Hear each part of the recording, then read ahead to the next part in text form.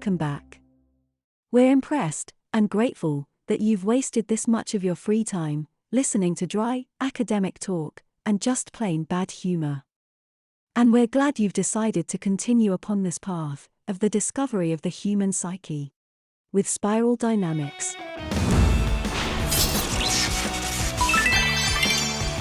We learned about the very beginnings of cognitive function and what form it takes when cognition turns to language and logic.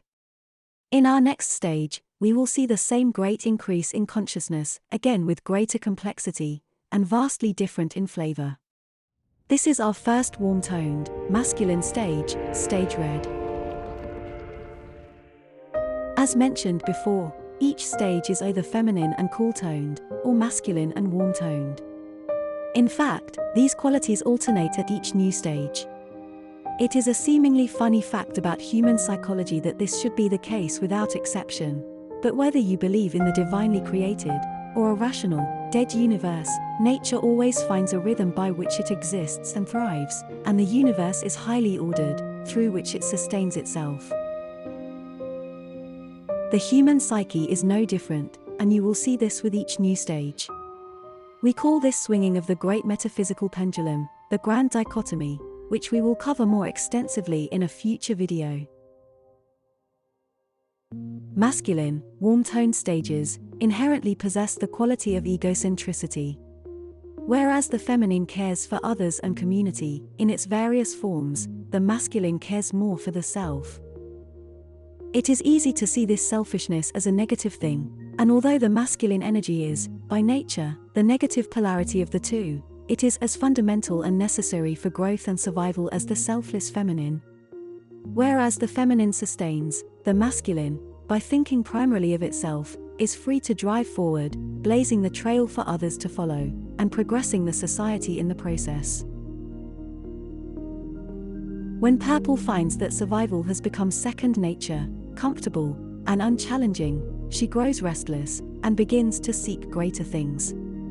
That is when she becomes Red.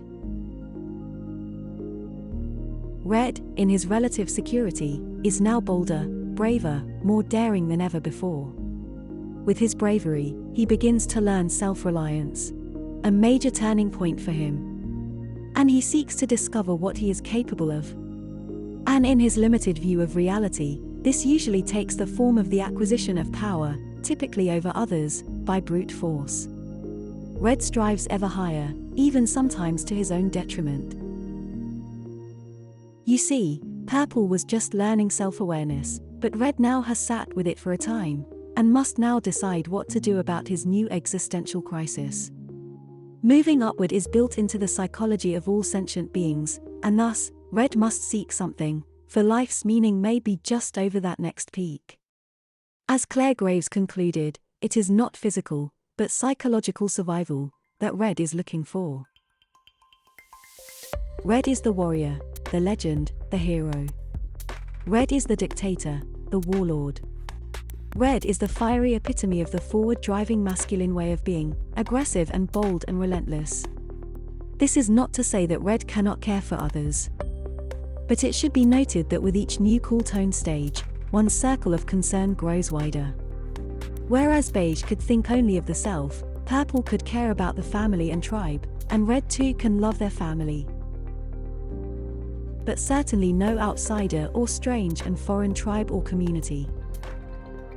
However, when push comes to shove, he will not generally make great sacrifices for others, except perhaps in rare circumstance of, say, one's most cherished, immediate family.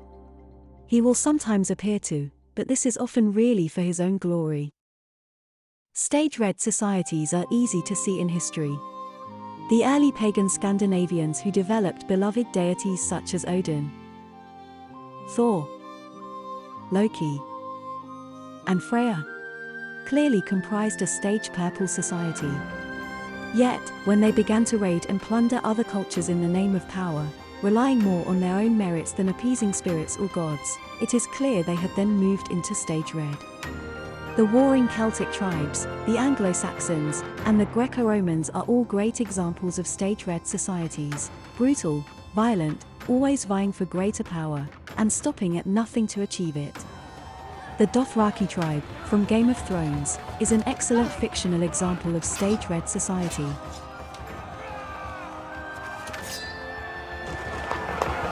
A Dothraki wedding without at least 3 deaths is considered a dull affair.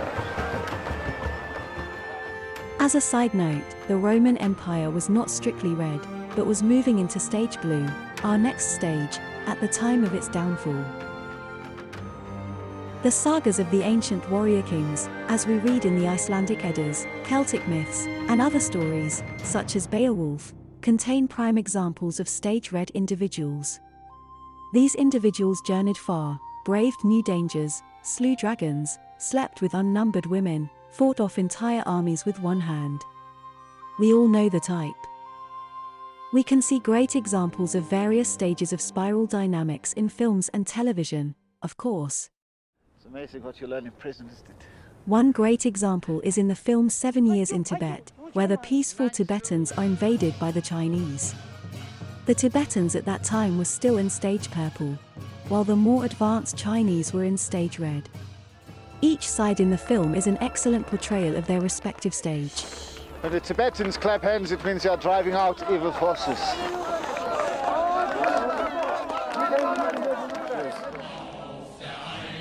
Nazi Germany is also touched on in the film. To be clear, Germany at that time had moved beyond red, into blue, but the Nazi Party itself, which occupied Germany, was a stage red organization. Modern adults in stage red, within civilized society, are dwindling, yet still not hard to find in poorer communities. When I was attacked by some idiot from out here in the projects. Well, obviously we have a rapist in Lincoln Park. He's climbing in your windows, he's snatching your people up, trying to rape them, so y'all need to hide your kids, hide your wife, and hide your husband because they're raping everybody out here. Often, these people remain behind the global curve because of unhealthy rearing and poor lifestyle decisions, and thus exhibit negative aspects of red. Neighborhoods with higher levels of violence and fatherless children are a good indication of a prevalent majority of stage red. Criminals are typically in stage red. We got your t-shirt, you done left fingerprints and all. You are so dumb. You are really dumb, for real.